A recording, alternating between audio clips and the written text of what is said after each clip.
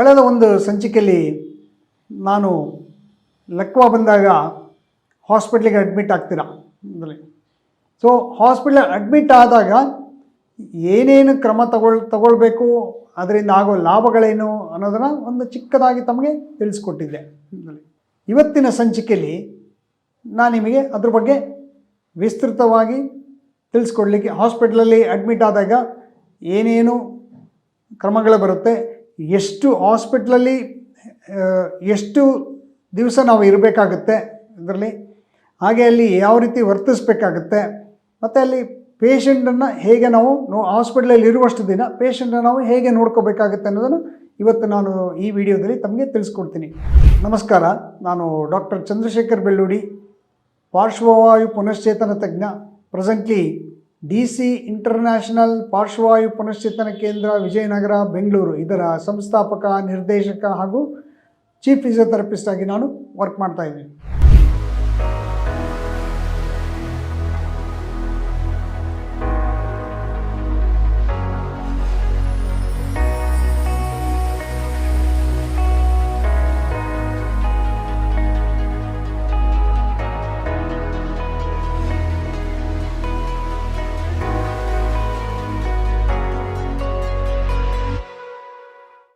ಈ ಹಿಂದೆ ನಾನು ತಿಳಿಸಿದಂತೆ ಲಕ್ವಾ ಯಾರಿಗೆ ಬೇಕಾದರೂ ಬರ್ಬೋದು, ಎಲ್ಲಿ ಬೇಕಾದರೂ ಬರ್ಬೋದು, ಯಾವ ಸಮಯದಲ್ಲಿ ಬೇಕಾದರೂ ಬರ್ಬೋದು. ಇದಕ್ಕೆ ಯಾವುದೇ ರಿಲಿಜನ್ ಆಗಲಿ, ಯಾವುದೇ ಧರ್ಮ ಇದ್ಯಾವುದು ಬರೋದಿಲ್ಲ ಅದರಲ್ಲಿ.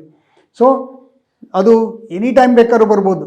ಅಂದರೆ ನೀವು ಮಲಗಿರಲಿ, ನಿಂತಿರಲಿ, ಓಡಾಡ್ತಾ ಇರಲಿ, ಕೆಲಸ ಮಾಡ್ತಾ ಇರಲಿ, ಅಥವಾ ಡ್ರೈವಿಂಗ್ ಮಾಡ್ತಾ ಇರಲಿ, ಅಥವಾ ಯಾವುದೋ ಒಂದು ಫ್ಯಾಕ್ಟ್ರಿಲಿ ಕೆಲಸ ಮಾಡ್ತಾ ಇರಲಿ ಇದರಲ್ಲಿ, ಅಥವಾ ಸುಮ್ಮನೆ ಕೂತಾಗೂ ಬರ್ಬೋದು ಆ್ಯಕ್ಚುಲಿ ಇದರಲ್ಲಿ.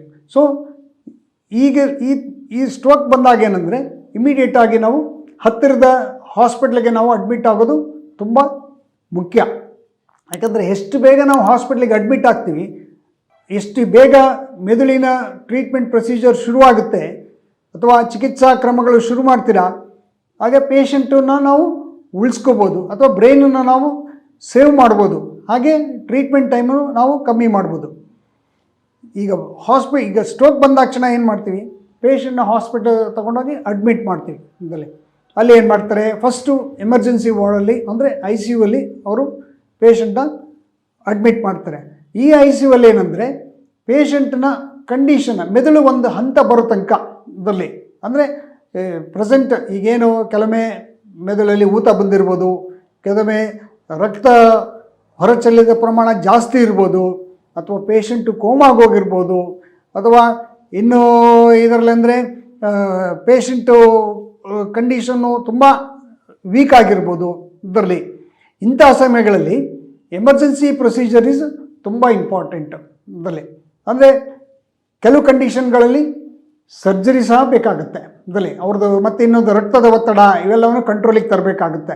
ಯಾಕೆಂದರೆ ಕೆಲವೊಮ್ಮೆ ಏನಾಗುತ್ತೆ, ಸೆಕೆಂಡ್ ಟೈಮು ಸ್ಟ್ರೋಕ್ ಹೊಡಿಬೋದು ಆ್ಯಕ್ಚುಲಿ ಇದರಲ್ಲಿ, ಎರಡನೇ ಸರಿ ಅದು ತುಂಬ ಪ್ರಮಾಣದಲ್ಲೂ ಆಗ್ಬೋದು. ಹಾಗಾಗಿ ICU ಅಲ್ಲಿ ಏನು ಮಾಡ್ತಾರೆ, ಒಂದು ಎಮರ್ಜೆನ್ಸಿ ಪ್ರೊಸೀಜರ್ ಅಂದರೆ ಒಂದು ಸೇಫ್ಟಿಗೋಸ್ಕರ ಇದರಲ್ಲಿ ಅವನ ರೋಗಿಯನ್ನು ಉಳಿಸೋದಕ್ಕೋಸ್ಕರ ಏನು ಮಾಡ್ತಾರೆ, ಒಂದು ಹಂತದ ಚಿಕಿತ್ಸಾ ಕ್ರಮಗಳವರೆಗೆ ಅವನ್ನ ಅಲ್ಲಿ ICU ಅಲ್ಲಿ ಅಡ್ಮಿಟ್ ಮಾಡಬೇಕಾಗುತ್ತೆ ಇದರಲ್ಲಿ. ಇಲ್ಲಿ ಟ್ರೀಟ್ಮೆಂಟ್ ಪ್ರೊಸೀಜರ್ನ ನರರೋಗ ತಜ್ಞರು ನಿರ್ಧರಿಸ್ತಾರೆ ಏನು ಮಾಡಬೇಕು ಅಂತ. ಕೆಲವೊಮ್ಮೆ ಮೆಡಿಸಿನ್ಗಳಿಂದ ಕಂಟ್ರೋಲ್ ತಗೊಳ್ತಾರೆ, ಇನ್ನು ಕೆಲವೊಮ್ಮೆ ಸರ್ಜಿಕಲ್ ಪ್ರೊಸೀಜರ್ ಮಾಡಬೇಕಾಗತ್ತೆ. ಅಂದರೆ ಮೆದುಳಿನ ಚಿಪ್ಪನ್ನು ತೆಗೆದುಬಿಟ್ಟು ಕೆಲವೊಮ್ಮೆ ಅಲ್ಲಿ ರಕ್ತ ಹೆಪ್ಪು ಕಟ್ಟಿದರೆ ಅದು ರಕ್ತನ ಹೊರಗಡೆ ತೆಗಿಬೇಕಾಗುತ್ತೆ ಇದರಲ್ಲಿ. ಮತ್ತು ಇನ್ನೊಮ್ಮೆ ಕೆಲವೊಮ್ಮೆ ರೋಗಿ ಇಮಿಡಿಯೇಟಾಗಿ ಅಡ್ಮಿಟ್ ಆದಾಗ ಏನು ಮಾಡ್ತಾರೆ, ಕೆಲವೊಮ್ಮೆ ಥ್ರೋಂಬ್ಯಾಕ್ಟಮಿ ಅಂತ ಮಾಡ್ತಾರೆ. ಈ ಥ್ರೋಂಬ್ಯಾಕ್ಟಮಿಯಲ್ಲಿ ಏನಂದರೆ ಮೆದುಳಲ್ಲಿ ಆಗಿರೋ ಗಂಟನ್ನು ಇಮ್ಮಿಡಿಯೇಟಾಗಿ ತೆಗೆದುಬಿಟ್ಟು ಅಲ್ಲಿ ರಕ್ತ ಚಲನೆ ಸುಗಮವಾಗೋ ಥರ ನೋಡ್ಕೊಳ್ತಾರೆ. ಈ ಪ್ರೊಸೀಜರ್ ಅಂದರೆ ನಾವು ರೋಗಿ ವಿತಿನ್ ಒಂದು 3 ರಿಂದ 6 ತಾಸು ಒಳಗಡೆ ಹೋದರೆ ಮಾತ್ರ ಸಾಧ್ಯ, ಅದಕ್ಕಿಂತ ಮೇಲೆ ಹೋದರೆ ಸಾಧ್ಯ ಇಲ್ಲ ಇದರಲ್ಲಿ. ಸೊ ಪೇಷಂಟ್ ICU ಅಲ್ಲಿ ಕೆಲವೊಮ್ಮೆ 3 ದಿವಸ ಇರಬೇಕಾಗುತ್ತೆ, ಡಿಪೆಂಡಿಂಗ್ ಆನ್ ಕಂಡೀಷನ್. ಬ್ರೈನ್ ಎಷ್ಟು ಡ್ಯಾಮೇಜ್ ಆಗಿದೆ ಅನ್ನೋದ್ರ ಮೇಲೆ ಅಲ್ಲಿ ನಾವು ICU ಅಲ್ಲಿ ಪೇಷಂಟ್ನ ಎಷ್ಟು ಸಮಯ ಉಳಿಸ್ಕೊಳ್ಳೋದು ಡಾಕ್ಟ್ರು ನಿರ್ಧರಿಸ್ತಾರೆ. ಸೊ ಒಮ್ಮೆ ಕಂಡೀಷನ್ ಸ್ಟೆಬಿಲೈಸ್ ಆದಮೇಲೆ ಅಂದರೆ ಒಂದು ಹಂತಕ್ಕೆ ಬಂದ ಮೇಲೆ ಪೇಷಂಟ್ನ ವಾರ್ಡಿಗೆ ಶಿಫ್ಟ್ ಮಾಡ್ತಾರೆ. ಯಾಕಂದರೆ ಇಲ್ಲಿವರೆಗೂ ಡಾಕ್ಟ್ರದ್ದು ಏನು ಮೇನ್ ಪ್ರೊಸೀಜರ್ ಇತ್ತು ಅದು ಕಂಪ್ಲೀಟ್ ಆಗುತ್ತೆ. ಇದರಲ್ಲಿ ಒಮ್ಮೆ ವಾರ್ಡಿಗೆ ಬಂದಾಕ್ಷಣ ಏನಂದರೆ ಶುರುವಾಗೋದು ಪೇಷಂಟು ಮತ್ತು ರೋಗಿ ಸಂಬಂಧಿಗಳು ಏನೇನು ಕ್ರಮ ತಗೊಳ್ತಾರೆ ಅನ್ನೋದ್ರ ಮೇಲೆ ಕ್ವಾಲಿಟಿ ಆಫ್ ದ ರಿಕವರಿನೂ ಡಿಪೆಂಡ್ ಆಗುತ್ತೆ. ಅದಕ್ಕೆ ಏನು ಮಾಡಬೇಕು ಇದು ಮೊಟ್ಟ ಮೊದಲನೇದಾಗಿ ವಾರ್ಡಿಗೆ ಶಿಫ್ಟ್ ಆದ ನಂತರ ಬರಲಿ ಏನೇನು ನಾವು ಯಾವ ರೀತಿ ಒಳ್ಳೆಯ ಕ್ರಮಗಳನ್ನು ತಗೊಳ್ತೀವಿ ಅಂದರೆ ಚಿಕಿತ್ಸಾ ಕ್ರಮಗಳನ್ನು ತಗೊಳ್ತೀವಿ ಅದ್ರ ಮೇಲೆ ಪೇಷಂಟು ಗುಣವಾಗಿ ಟೈಮು ಮತ್ತು ನಂತರ ಒಂದು ಗುಣ ಪ್ರಮಾಣ ಎಲ್ಲದೂ ಡಿಪೆಂಡ್ ಆಗಿರುತ್ತೆ. ಅಂದರೆ ವಾರ್ಡಿಗೆ ಶಿಫ್ಟ್ ಆದಮೇಲೆ ಫಸ್ಟ್ ಆಫ್ ಆಲ್ ಏನಂದರೆ ಅವನು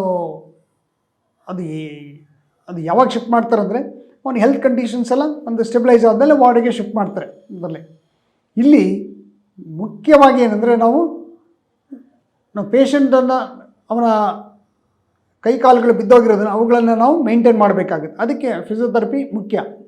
ಸಾಮಾನ್ಯವಾಗಿ ಹಾಸ್ಪಿಟ್ಲಲ್ಲಿ ಫಿಸಿಯೋಥೆರಪಿಸ್ಟ್ ಇರ್ತಾರೆ, ಅದು ಬೇಸಿಕ್ ಬೆಡ್ಡಲ್ಲಿ ಮಾಡೋದು ನಾವು ಬೇಸಿಕ್ ಫಿಸಿಯೋಥೆರಪಿ ಅಂತ ಹೇಳ್ತೀವಿ. ಅಂದರೆ ಕೈಕಾಲುಗಳನ್ನು ಚಲನೆಗಳನ್ನು ಮೇಂಟೈನ್ ಮಾಡಬೇಕು ಆ್ಯಕ್ಚುಲಿ ಇದರಲ್ಲಿ. ಮತ್ತು ಹೆಚ್ಚು ಪೇಷಂಟ್ ಕಂಡೀಷನ್ನು ಸ್ಟೆಬಿಲೈಸ್ ಆಗಿ ಕತ್ತೆ ಎಲ್ಲ ನಿಂತ್ಕೊಳ್ಳುತ್ತೆ ಅಂದರೆ ಪೇಷಂಟನ್ನು ನಾವು ಕೂರಿಸ್ಬೋದು ಆ್ಯಕ್ಚುಲಿ ಇದರಲ್ಲಿ. ಅಥವಾ ಸಪೋಸ್ ಪೇಷಂಟ್ ಕೋಮಾದಲ್ಲಿದ್ದರೆ ಅವನು ಪೇಷಂಟ್ ಅರಿವಿಗೆ ಬರೋ ತನಕ ನಾವು ಈಗೇನು ಹೇಳ್ತೀವಿ ನಾವು ಬೇಸಿಕ್ ಫಿಸಿಯೋಥೆರಪಿ ಎಕ್ಸಸೈಸ್ಗಳನ್ನು ಮತ್ತು ಬೆನ್ನುಗಳಲ್ಲಿ ಗಾಯಗಳಾಗದೆ ನೋಡ್ಕೊಳ್ಳೋದು ಇವುಗಳನ್ನು ನಾವು ಮಾಡಬೇಕಾಗುತ್ತೆ ಇದರಿಂದ ಸಪೋಸ್ ಗಾಯಗಳ ಸಮಸ್ಯೆ ಉಂಟಾದರೆ ಅವುಗಳಿಂದ ಹೊರಬರೋದು ತುಂಬ ಕಷ್ಟ, ತುಂಬ ಟೈಮ್ ತಗೊಳುತ್ತೆ ಅದಕ್ಕೆ ನಾವು ಹೇಳೋದೇನೆಂದರೆ ಬೇಸಿಕ್ಕು ಆ ಕಡೆ ಎಡದಿಂದ ಬಲಗಡೆ ತಿರುಗಿಸೋದು, ಬಲಗಡೆಯಿಂದ ಎಡಗಡೆ ಮಲಗಿಸೋದು. ಇದರಿಂದ ಏನಾಗುತ್ತೆ ಗಾಳಿ ಓಡಾಡಬೇಕು ಬೆನ್ನಿಗೆ ಅಥವಾ ಕೈಕಾಲುಗಳಿಗೆ ಗಾಳಿ ಓಡಾಡಬೇಕು ಮತ್ತು ಇನ್ನೊಂದು ರೂಮಿನಲ್ಲಿ ಗಾಳಿ ಬೆಳಕುಗಳ ವ್ಯವಸ್ಥೆ ಚೆನ್ನಾಗಿರಬೇಕು ಇದೇನಾಗುತ್ತೆ ರೋಗಿಯ ತುಂಬ ಕತ್ತಲಿದ್ದು ತುಂಬ ಮಬ್ಬಿದ್ದು ಪೇಷಂಟು ಸ್ವಲ್ಪ ಮತ್ತಿನ್ನು ಇದರಿಂದ ಏನಾಗುತ್ತೆ ಪೇಷಂಟು ಸ್ವಲ್ಪ ಮಾನಸಿಕ ಇದಕ್ಕೆ ಆಲ್ರೆಡಿ ಅವನು ಪೇಷಂಟು ಲಕ್ವ ಹೊಡೆದೇ ಇದ್ದರೆ ಅವನಿಗೆಲ್ಲ ಅರಿವಿದ್ದರೆ ಆಲ್ರೆಡಿ ಅವನು ಮಾನಸಿಕ ಕ್ಷೋಭೆಗೆ ಒಳಗಾಗಿರ್ತಾನೆ ಸೊ ಹಾಗಾಗಿ ಏನಂದರೆ ಸಂಬಂಧಿಕರು ಮಾಡಬೇಕಾದ ಮೊದಲ ಕೆಲಸ ರೋಗಿನ ಹುರಿದುಂಬಿಸ್ಬೇಕು ಪೇಷಂಟ್ನ ನೋಡಪ್ಪ ನೀನು ಚೆನ್ನಾಗ್ತೀಯಾ, ಏನು ವರಿ ಮಾಡಬೇಡ ಇದೇನು ದೊಡ್ಡ ಸಮಸ್ಯೆ ಇಲ್ಲ. ಯಾಕಂದರೆ ಲಕ್ವ ಏನಂದರೆ ಎಷ್ಟು ಬೇಗ ನೀವು ಒಳ್ಳೆ ಚಿಕಿತ್ಸಾ ಕ್ರಮಗಳನ್ನು ಪಾಲಿಸ್ತಿರೋ ಹಾಗೆ ಪೇಷಂಟು ಸಹ ಬೇಗ ಹೊರಗಡೆ ಬರ್ತಾನೆ. ಸಪೋಸ್ ಈಗ ಪೇಷಂಟು ಮಲಗಿರೋ ಮೇ ಬಿ ಒಂದು ದಿವಸ 2 ದಿವಸ ಅಂದರೆ ಪೇಷಂಟು ಮಲಗಿರ್ತಾರೆ ಆ್ಯಕ್ಚುಲಿ. ಆಮೇಲೆ ಅಂದರೆ ಪೇಷಂಟ್ನ ಕೂರಿಸ್ಬೇಕು ಹೆಚ್ಚು ಕೂರಿಸ್ಬೇಕು ಆ್ಯಕ್ಚುಲಿ. ಹೆಚ್ಚು ಕೂರಿಸೋದ್ರಿಂದ ಮೆದುಳಿಗೆ ಒಳ್ಳೆಯ ರಕ್ತ ಚಲನೆ ಆಗುತ್ತೆ. ಹಾಗಾಗಿ ಮೆದುಳಿಗೆ ಆಕ್ಸಿಜನ್ನು ಸಹ ಚೆನ್ನಾಗಿ ಪೂರೈಕೆ ಆಗುತ್ತೆ. ನಾರ್ಮಲಿ ಪೇಷಂಟು ಮಲಗಿದ್ರೆ ಬ್ರೈನಿಗೆ ರಕ್ತ ಚಲನೆ ಪ್ರಮಾಣ ಕಮ್ಮಿ ಇರುತ್ತೆ ಆ್ಯಕ್ಚುಲಿ, ಸ್ವಲ್ಪ ಪ್ರಮಾಣದಲ್ಲಿ. ಅದೇ ನೀವು ಕೂರಿಸಿದ್ರೆ ಭೂಮಿಯ ಗುರುತ್ವಾಕರ್ಷಣ ಶಕ್ತಿಯ ಫಲದಿಂದ ಪಂಪಿಂಗು ಬ್ರೈನ್ಗೆ ಜಾಸ್ತಿ ಆಗುತ್ತೆ ಸೆಳೆತದಿಂದ ಜಾಸ್ತಿ ಆಗುತ್ತೆ. ಹಾಗಾಗಿ ಏನಾಗುತ್ತೆ ಬ್ರೈನ್ಗೆ ಪೋಷಕಾಂಶಗಳು ಸಿಗ್ತವೆ, ಆಕ್ಸಿಜನ್ ಸಿಗುತ್ತೆ. ಮತ್ತು ಕೂರಿಸೋದ್ರಿಂದ ಪೇಷಂಟು ತುಂಬ ಅಲರ್ಟಾಗಿರ್ತಾರೆ. ಪೇಷಂಟ್ ಇದ್ದಿದ್ರೆ ಹೆಚ್ಚು ಕೂರಿಸೋದು ರೂಢಿ ಮಾಡೋದ್ರಿಂದ ಹಾಗೆ ಸಡನ್ನಾಗೆ ಕೂರಿಸ್ಬಾರ್ದು. ಕೆಲವೊಮ್ಮೆ ಏನಂದರೆ ಒಂದು ಅರ್ಧ ಗಂಟೆಗೆ ಮೊದಲ ದಿವಸ ಅರ್ಧ ಗಂಟೆ ಕೂರಿಸೋದು, ಅರ್ಧ ಗಂಟೆ ಮಲಗಿಸೋದು, ಹೀಗೆ ಸ್ವಲ್ಪ ರೂಢಿ ಆದಮೇಲೆ 3/4 ಗಂಟೆ ಕೂರಿಸೋದು, ಅರ್ಧ ಗಂಟೆ ಮಲಗಿಸೋದು. ಇನ್ನು 3ನೇ ದಿವಸ 1 ಅವರ್ ಕೂರಿಸೋದು, ಅರ್ಧ ಗಂಟೆ ಮಲಗಿಸೋದು. ಹೀಗೆ ಆಮೇಲೆ 4 ಅವರ್ 5 ಅವರಿಗೆ ಕೂರಿಸೋದ್ರಿಂದ ಪೇಷಂಟಿಗೆ ಅವನು ಅಲರ್ಟ್ ಆಗ್ತಾ ಬರ್ತಾನೆ ಮತ್ತು ನಂತರ ಅವನು ಗೆಲುವಾಗಿರ್ತಾನೆ. ನಾರ್ಮಲಿ ಸ್ಟ್ರೋಕ್ ಕೇಸಸ್ಸಲ್ಲಿ ಅಂದರೆ ಒಂದು ಹೆಮಿ ನೆಗ್ಲಿಜೆನ್ಸಿ ಅಂತ ಹೇಳ್ತೀವಿ. ಪೇಷಂಟ್ ಅಂದರೆ ಒಂದು ಭಾಗ ಬಿದ್ದೋಗಿರೋ ಭಾಗ ಏನಾಗುತ್ತೆ ಪೇಷಂಟ್ಗಳು ಏನಂದರೆ ಅದನ್ನು ನೆಗ್ಲೆಕ್ಟ್ ಮಾಡ್ತಾರೆ ಅಂದರೆ ಅವ್ರಿಗೇನು ಯಾವುದೇ ಮೂಮೆಂಟ್ಸ್ ಇಲ್ಲದೆ ಇರೋದ್ರಿಂದ ಇದು ಒಂದು ಮೆದುಳಿನ ಮೇಲೆ ಅದು ಮಾನಸಿಕ ವ್ಯವಸ್ಥೆ ಮೇಲೆ ಪರಿಣಾಮ ಬೀರೋದ್ರಿಂದ ಪೇಷಂಟ್ ಅದನ್ನು ಪ್ರಯತ್ನ ಪಡೋದಿಲ್ಲ ಹಾಗಾಗಿ ನಾವೇನಂದರೆ ಈ ಕೂರಿಸೋದು ರೂಢಿ ಮಾಡೋದ್ರಿಂದ ಅದರಲ್ಲಿ ಚಲನೆಗಳು ಶುರುವಾಗ್ತವೆ ಮತ್ತು ನಂತರ ಮೆದುಳು ಆ್ಯಕ್ಟಿವ್ ಆಗಿರೋದ್ರಿಂದ ಈಗೇನು ಡ್ಯಾಮೇಜ್ ಆಗಿರೋ ಪೋರ್ಷನ್ ಏನಿರುತ್ತೆ ಅಲ್ಲಿಂದ ಏನಾಗುತ್ತೆ ಕೈಕಾಲುಗಳಿಗೆ ನಿರಂತರವಾಗಿ ಎಲೆಕ್ಟ್ರಿಕ್ ಸಪ್ಲೈ ಮತ್ತೆ ಶುರುವಾಗುತ್ತೆ ಮತ್ತು ಪೇಷಂಟ್ ಅರಿವಿರ್ತಾನೆ ಕೂತಿರೋದ್ರಿಂದ ಪೇಷಂಟ್ ಅರಿವು ಚೆನ್ನಾಗಿರುತ್ತೆ.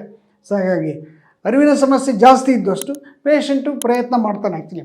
ಹೀಗೆ ನೀವು ಫಸ್ಟ್ ಬೆಡ್ ಮೇಲೆ ಕೂರಿಸ್ಬೇಕು, ಬೆಡ್ಡಿಂದ ಚೇರಿಂದ ವೀಲ್ ಚೇರು, ಹೀಗೆ ನಾವು ಅವನ್ನ ಮಾನಸಿಕವಾಗಿ ಸದೃಢ ಮಾಡಬೇಕು. ಇದು ನೀವು ಎಷ್ಟು ಬಾರಿ ಬೇಕಾದ್ರೂ ಮಾಡ್ಬೋದಾಗ್ತದೆ, ಇದಕ್ಕೇನು ಇಷ್ಟೇ ಟೈಮ್ ಅಂತ ಏನೂ ಇಲ್ಲ ಆ್ಯಕ್ಚುಲಿ. ಮತ್ತು ಫಿಸಿಯೋಥೆರಪಿ ತುಂಬ ಮುಖ್ಯ, ಬೇಸಿಕ್ ಸ್ಟೇಜ್ ಅದು, ಬೇಸಿಕ್ ಲೆವೆಲಲ್ಲಿ ಮಾಡುವಂಥ ಫಿಸಿಯೋಥೆರಪಿ ಇದು. ಅಂದರೆ ಕೈ ಕಾಲುಗಳನ್ನು ಮಡ್ಚೋದು ಬಿಡೋದು, ಕೈ ಎತ್ತೋದು, ಕಾಲುಗಳನ್ನು ಮಲಗಿರುವಾಗ ಕಾಲುಗಳನ್ನು ಮಡ್ಚೋದು ಬಿಡೋದು, ಇದನ್ನು ನಮ್ಮ ಯಾವ ಹಾಸ್ಪಿಟಲಲ್ಲಿ ಫಿಸಿಯೋಥೆರಪಿಸ್ಟ್ ಮಾಡ್ತಾರೆ, ಹಾಗೆ ಅದನ್ನು ರೋಗಿಯ ಸಂಬಂಧಗಳಿಗೂ ಸಹ ಕಲ್ತ್ಕೊಂಡ್ಬಿಟ್ಟು ನಾವು ನಿರಂತರವಾಗಿ ಕಂಟಿನ್ಯೂ ಮಾಡಬೇಕಾಗುತ್ತೆ. ಮೊದಲೇ ಸಪೋಸ್ ನಾವು ಒಳ್ಳೆ ಮ್ಯಾನೇಜ್ಮೆಂಟ್ ತೊಗೊಂಡಿದ್ದೆ ಆದರೆ ಪೇಷಂಟಿಗೆ ಹಾಸ್ಪಿಟ್ಲಲ್ಲೇ ಇಂಪ್ರೂವ್ ಆಗಿಬಿಡ್ತಾನೆ. ಮೊದಲೇ ಒಂದು ಆಲ್ಮೋಸ್ಟ್ 60 to 70% ಏನು ಕಾಂಪ್ಲಿಕೇಶನ್ಸ್ಗಳಿದೆ ಅವೆಲ್ಲವೂ ಕಮ್ಮಿ ಆಗ್ತವೆ ಆ್ಯಕ್ಚುಲಿ.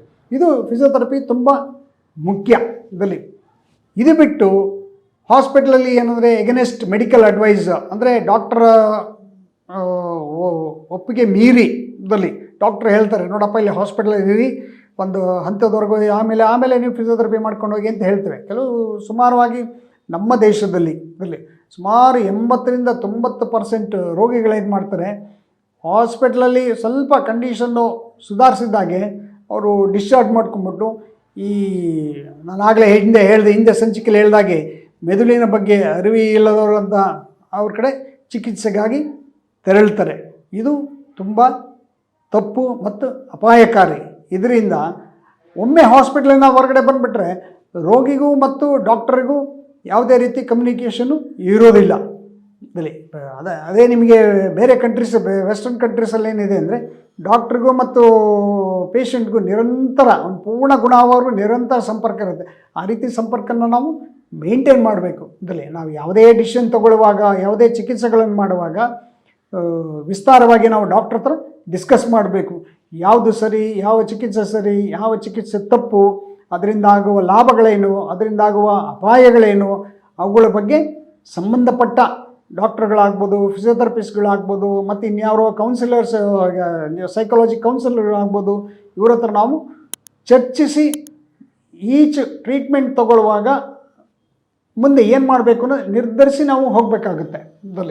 ಇದರಿಂದ ರೋಗಿ ಮತ್ತು ಆತನ ಸಂಬಂಧಿಗಳ ಮೇಲಾಗುವ ಆರ್ಥಿಕ ಹೊರೆ ಮತ್ತು ಸಾಮಾಜಿಕ ಮತ್ತು ಮಾನಸಿಕ ಈ ರೀತಿ ಸಮಸ್ಯೆಗಳನ್ನು ನಾವು ಕಡಿಮೆ ಮಾಡ್ಬೋದು ಆ್ಯಕ್ಚುಲಿ. ಇದರಿಂದ ಮತ್ತು ಬೇಗನೆ ಗುಣ ಹೊಂದಿ ರೋಗಿ ಮತ್ತೆ ಮೊದಲನೇ ಸ್ಥಿತಿಗೆ ಮರಳ್ತಾನೆ.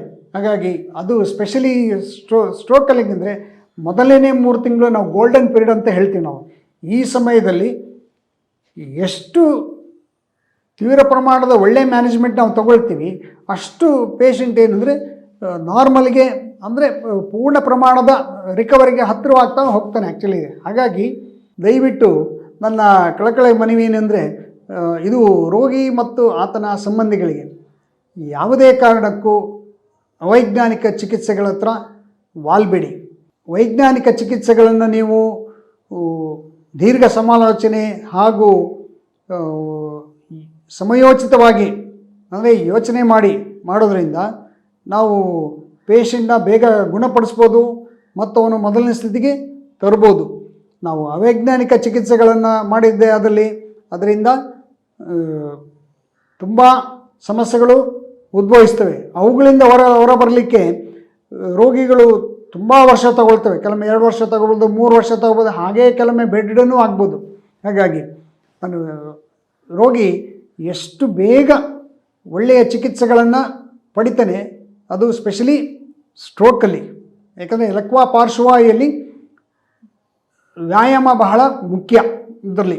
ಹಾಗಾಗಿ ನಿರಂತರ ವ್ಯಾಯಾಮಗಳನ್ನು ಕೊಡೋದ್ರಿಂದ ಪೇಷಂಟ್ ಬೇಗನೆ ಹೊರಗಡೆ ಬರ್ತಾನೆ, ಅವನು ಮತ್ತೆ ಚಲನ ಸ್ಥಿತಿಗೆ ಬರ್ತಾನೆ, ಎಲ್ಲ ಕೆಲಸಗಳು ಮಾಡೋ ಹಂತಕ್ಕೆ ಬರ್ತಾನೆ. ಇಲ್ಲಿ ಈ ಮೇಲೆ ಏನು ನಾನು ತಿಳಿಸಿದ್ದೀನಿ, ಈ ಚಿಕಿತ್ಸಾ ಕ್ರಮಗಳ ಬಗ್ಗೆ ಏನು ವಿವರವಾಗಿ ತಿಳಿಸಿದ್ದೀನಿ, ಇವುಗಳನ್ನು ದಯವಿಟ್ಟು ರೋಗಿಗಳು ಮತ್ತು ಆತನ ಸಂಬಂಧಿಗಳು ಪಾಲಿಸೋದು ಸೂಕ್ತ. ಹೀಗೆ ಪಾಲಿಸಿದ್ದೇ ಆದಲ್ಲಿ ರೋಗಿ ಮುಂದೆ ಏನು ಬರ್ತವೆ, ಇದರಲ್ಲಿ ಏನು ಸಮಸ್ಯೆಗಳು ಬರ್ತವೆ, ಅವುಗಳಿಂದ ಶಾಶ್ವತವಾಗಿ ಹೊರಗಡೆ ಬಂದು ಮತ್ತೆ ಅವನು ಮೊದಲನೇ ಸ್ಥಿತಿಗೆ ಮರಳಬಹುದು. ಇನ್ನೂ ಹೆಚ್ಚಿನ ಚಿಕಿತ್ಸಾ ಮಾಹಿತಿಗೆ ನಮ್ಮನ್ನು ಸಂಪರ್ಕಿಸಬೇಕಾದಲ್ಲಿ ನೀವು ಈ ಕೆಳಕಂಡ ಅಡ್ರೆಸ್ಸು ಮತ್ತು ಫೋನ್ ನಂಬರ್ನ ಸಂಪರ್ಕಿಸ್ಬೋದು. ಸೊ ನಾವು ನಿಮಗೆ ಎಲ್ಲ ಮಾಹಿತಿಯನ್ನು ನಾವು ತಿಳಿಸ್ಕೊಡ್ತೇವೆ ಇದರಲ್ಲಿ. ಕಳೆದ ಸಂಚಿಕೆಯಲ್ಲಿ ನಾವು ಲಕ್ವಾ ಹಾಸ್ಪಿಟ್ಲಲ್ಲಿ ಅಡ್ಮಿಟ್ ಆದಾಗ ಏನು ಮಾಡಬೇಕು, ಯಾವ ರೀತಿ ಕ್ರಮಗಳನ್ನು ತಗೋಬೇಕು, ಅದರಿಂದಾಗುವ ಏನು ಲಾಭಗಳು ಮತ್ತು ದುಷ್ಪರಿಣಾಮಗಳೇನು, ಅಥವಾ ನಾವು ಸಪೋಸ್ ನೀವು ಪ್ರಾಪರ್ ಕೇರ್ ತಗೊಳ್ಳದೇ ಇದ್ದರೆ ಆಗುವಂಥ ದುಷ್ಪರಿಣಾಮಗಳೇನು ಅನ್ನೋದ್ರ ಬಗ್ಗೆ ತಿಳ್ಕೊಂಡಿದ್ವಿ. ಇಂದಿನ ಸಂಚಿಕೆಯಲ್ಲಿ ನಾವು ಹಾಸ್ಪಿಟ್ಲಿಂದ ಮನೆಗೆ ಬಂದಾಗ, ಅಂದರೆ ರೋಗಿನ ಹಾಸ್ಪಿಟ್ಲಿಂದ ಡಿಸ್ಚಾರ್ಜ್ ಮಾಡ್ತಾರೆ, ಡಿಸ್ಚಾರ್ಜ್ ಆಗಿ ಮನೆಗೆ ಬಂದ ನಂತರ ರೋಗಿಯನ್ನು ನಾವು ಹೇಗೆ ನೋಡ್ಕೊಳ್ಬೇಕು ಅನ್ನೋದನ್ನು ಈ ಸಂಚಿಕೆಯಲ್ಲಿ ನಾನು ತಮಗೆ ತಿಳಿಸ್ಕೊಡೋಕ್ಕೆ ಇಷ್ಟಪಡ್ತೇನೆ. ನಮಸ್ಕಾರ, ನಾನು ಡಾಕ್ಟರ್ ಚಂದ್ರಶೇಖರ್ ಬೆಳ್ಳೂಡಿ, ಪಾರ್ಶ್ವವಾಯು ಪುನಶ್ಚೇತನ ತಜ್ಞ, ಪ್ರೆಸೆಂಟ್ಲಿ DC ಇಂಟರ್ನ್ಯಾಷನಲ್ ಪಾರ್ಶ್ವವಾಯು ಪುನಶ್ಚೇತನ ಕೇಂದ್ರ, ವಿಜಯನಗರ, ಬೆಂಗಳೂರು, ಇದರ ಸಂಸ್ಥಾಪಕ, ನಿರ್ದೇಶಕ ಹಾಗೂ ಚೀಫ್ ಫಿಸಿಯೋಥೆರಪಿಸ್ಟ್ ಆಗಿ ನಾನು ವರ್ಕ್ ಮಾಡ್ತಾ ಇದ್ದೀನಿ.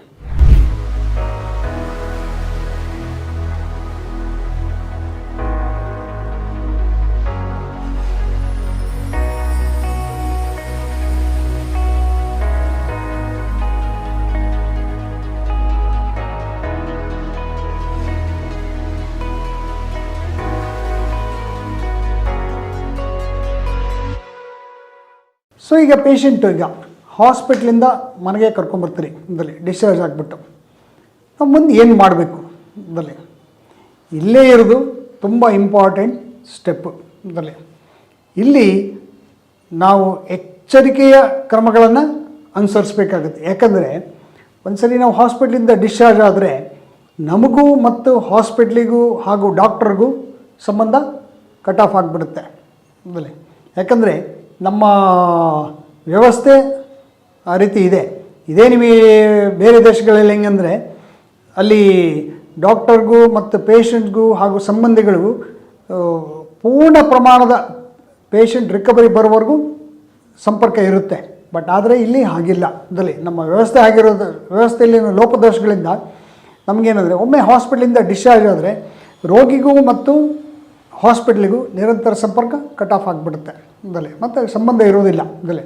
ಹಾಗಾಗಿ ಏನಂದರೆ ಏನೇ ಮುಂದಿನ ನಾವು ಪುನಶ್ಚೇತನದ ಕ್ರಮಗಳನ್ನು ತಗೊಳ್ಳುವಾಗ ತುಂಬ ಎಚ್ಚರಿಕೆ ಹೆಜ್ಜೆ ಇಡಬೇಕಾಗುತ್ತೆ ಇದರಲ್ಲಿ. ಯಾಕಂದರೆ 100ಕ್ಕೆ 90ರಷ್ಟು ರೋಗಿಗಳು ದಾರಿ ತಪ್ಪೋದೇ ಇಲ್ಲಿ. ಹೇಗೆ ಅಂತ ನಾನು ಹೇಳ್ತೀನಿ ಕೇಳಿ ಇದರಲ್ಲಿ.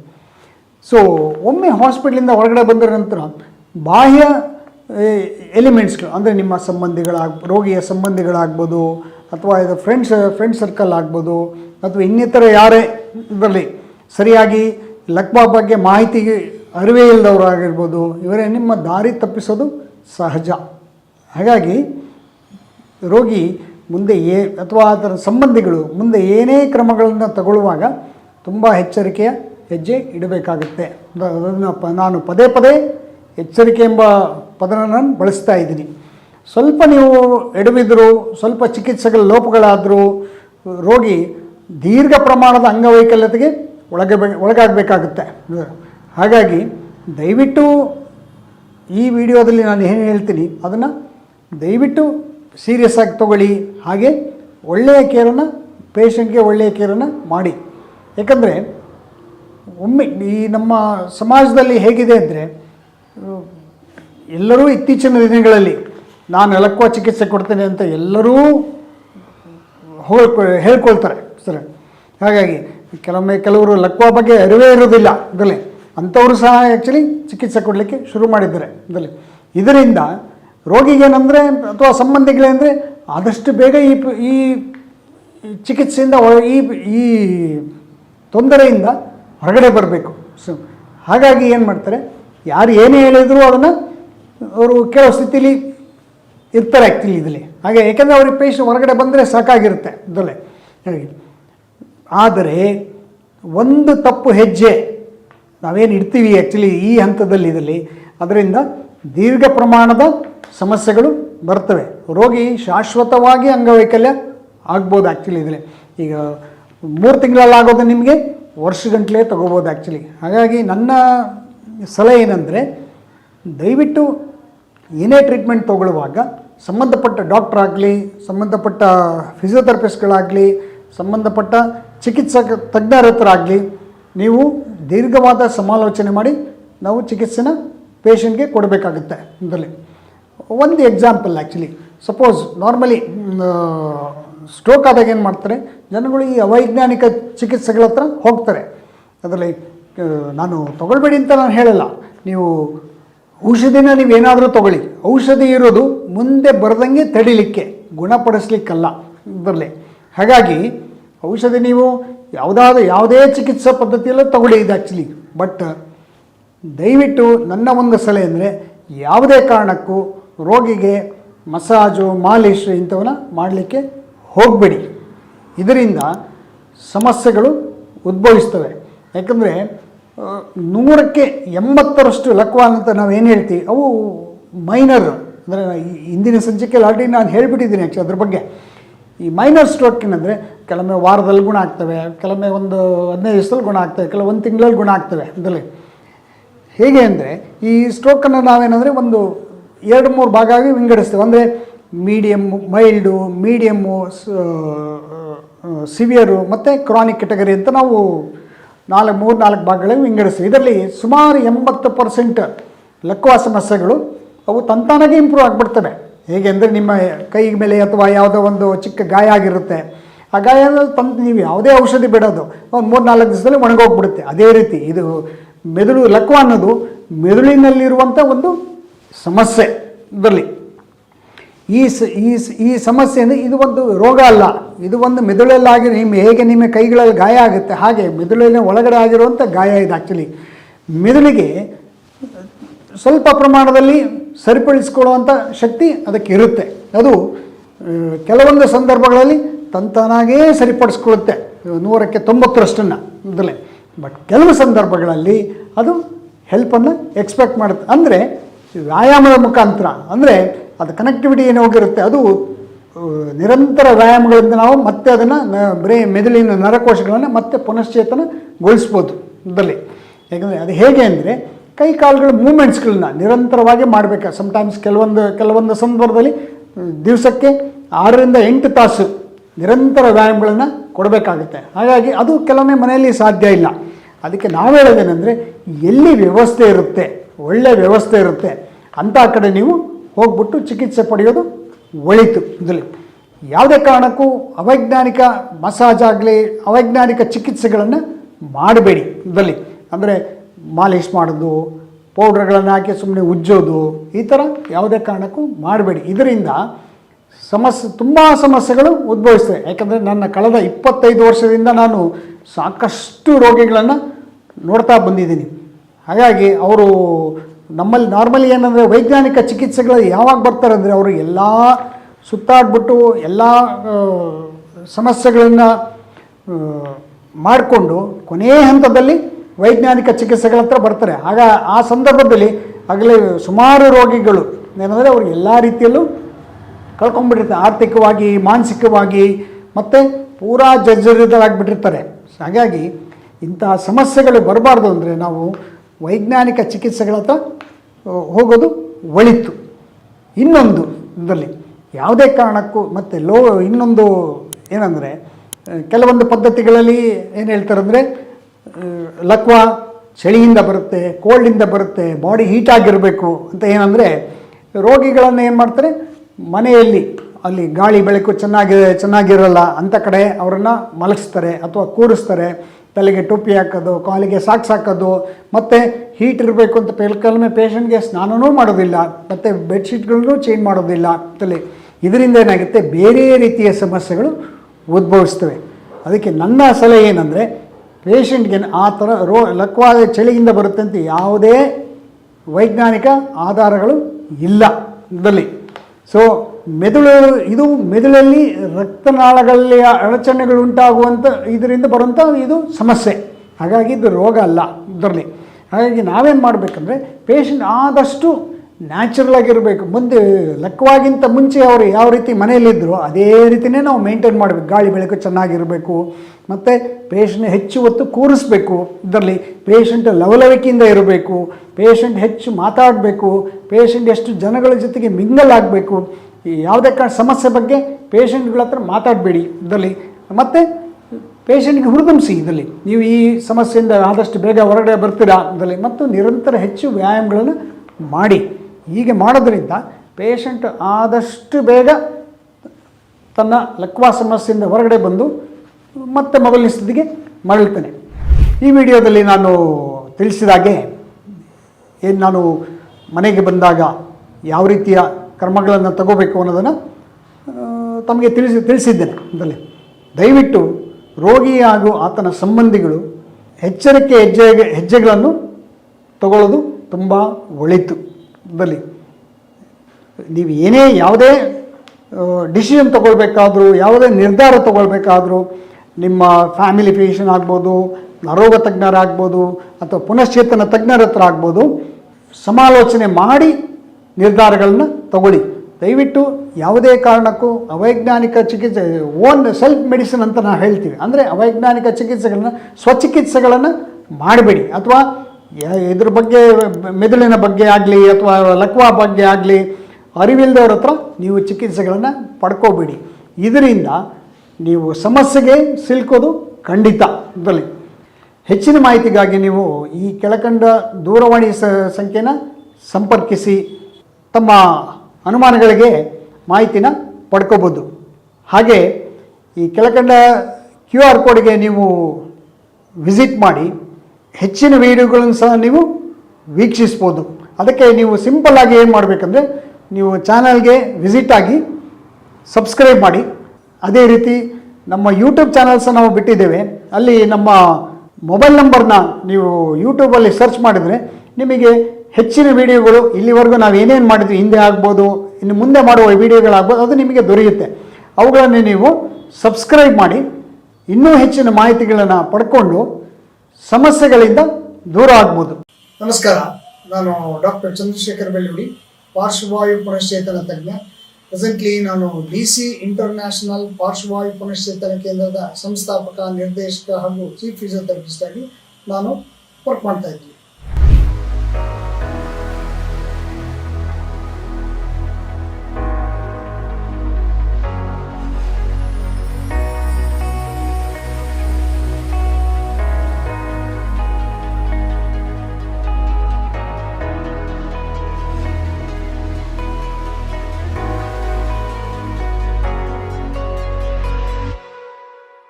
ಇವತ್ತಿನ ಸಂಚಿಕೆಯಲ್ಲಿ ನಾನು ನಿಮಗೆ ಒಂದು ಲಕ್ವಾ ಚಿಕಿತ್ಸಾ ವಿಧಾನದ ಬಗ್ಗೆ ನಾನು ತಿಳಿಸ್ಕೊಡ್ತೀನಿ.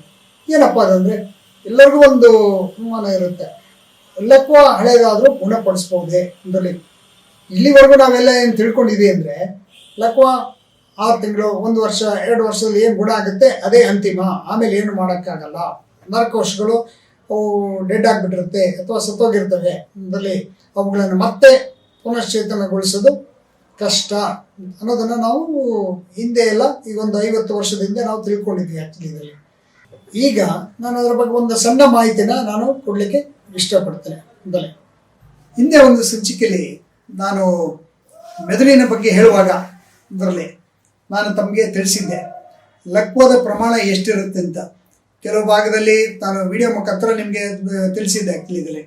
ಕೆಲವೊಮ್ಮೆ ಏನಂದರೆ ಸಣ್ಣ ಪ್ರಮಾಣದಲ್ಲಿ ಇರುತ್ತೆ, ಕೆಲವೊಮ್ಮೆ ದೊಡ್ಡ ಪ್ರಮಾಣದಲ್ಲಿ ಹೇಗಿರುತ್ತೆ ಅಂದರೆ ಯಾವ ರಕ್ತನಾಳಕ್ಕೆ ಬ್ಲಾಕ್ ಆದರೆ, ಯಾವ ರಕ್ತನಾಳ ಹೊಡ್ಕೊಂಡ್ರೆ, ಚಿಕ್ಕ ರಕ್ತನಾಳ ಹೊಡ್ಕೊಂಡ್ರೆ ಎಷ್ಟು ಪ್ರಮಾಣದಲ್ಲಿ ಅದು ಮೆದುಳಿನ ಮೇಲೆ ಆಘಾತ ಆಗುತ್ತೆ, ಅಥವಾ ದೊಡ್ಡ ಪ್ರಮಾಣದಲ್ಲಿ ಹೊಡ್ಕೊಂಡ್ರೆ ಆಘಾತ ಆಗುತ್ತೆ. ಕೆಲವೊಮ್ಮೆ ಈವನ್ ದೊಡ್ಡ ರಕ್ತನಾಳಗಳಲ್ಲಿ ಏನಾದರೂ ಸಮಸ್ಯೆಗಳು ಬಂದರೆ ಯಾವ ರೀತಿ ಪರಿಣಾಮ ಆಗುತ್ತೆ, ಅದರಿಂದ ಪೇಷಂಟ್ಗೆ ಏನೇನು ಸಮಸ್ಯೆಗಳು ಬರುತ್ತೆ ಅನ್ನೋದನ್ನು ನಾನು ತಮಗೆ ತಿಳಿಸ್ಕೊಟ್ಟಿದ್ದೆ ಆ್ಯಕ್ಚುಲಿ ಇದರಲ್ಲಿ. ಸೊ ಇದರಲ್ಲಿ ನಾನು ಅಂದರೆ ಒಂದು ಜಸ್ಟ್ ಅದನ್ನು ಒಂದು ರಿಕಾಲ್ ಮಾಡ್ತಾನೆ ಈಗ, ಯಾಕಂದರೆ ಇದು ನಾನು ನಿಮಗೆ ಹಳೆ ಕೇಸಸ್ಗಳನ್ನ ಗುಣಪಡಿಸ್ಬೋದು ಅನ್ನೋದ್ರ ಬಗ್ಗೆ ನಾನು ಈಗ ತಿಳಿಸ್ತಾ ಇರೋದು. ಆ್ಯಕ್ಚುಲಿ ಇದ್ರೆ ಅದು ಫ್ರೆಶ್ ಆದಾಗಿದ್ದು, ಇದು ಹಳೆ ಕೇಸ್ ಅಂದರೆ ಒಂದು ಹಂತ ದಾಟಿರುತ್ತೆ ಪೇಷಂಟ್. ಒಂದು 6 ತಿಂಗಳು, ವರ್ಷನೋ, 2 ವರ್ಷನೋ, 3 ವರ್ಷನೋ, 5 ವರ್ಷ ಆಗ್ಬೋದು, 10 ವರ್ಷ ಆಗ್ಬೋದು, ದಾಟಿರುತ್ತೆ.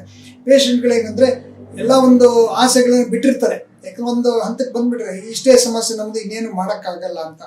ಅಂಥ ಕೇಸಸ್ಗಳ ಬಗ್ಗೆ ನಾನು ಗುಣಪಡಿಸ್ಬೋದೇ ಇಲ್ವಾ ಅನ್ನೋದು ಈ ಸಂಚಿಕೆಯಲ್ಲಿ ನಾನು ನಿಮಗೆ ತಿಳಿಸ್ತಾ ಇರೋದು ಆ್ಯಕ್ಚುಲಿ ಇದ್ದಿದ್ರೆ.